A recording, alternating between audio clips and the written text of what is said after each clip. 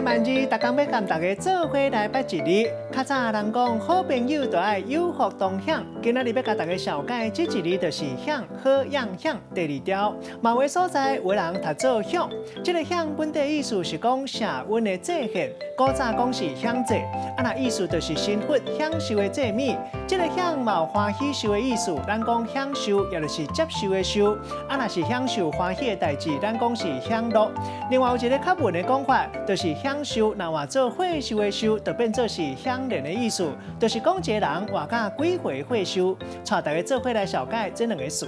头一个读做享福，意思就是享受幸福，真舒适、真快乐，生活真好过。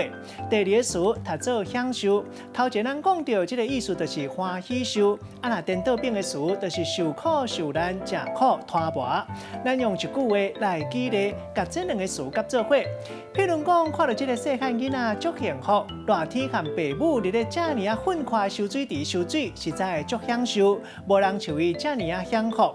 今仔日小解这一日读做享，另外一音读做享，提供给观众朋友来参考。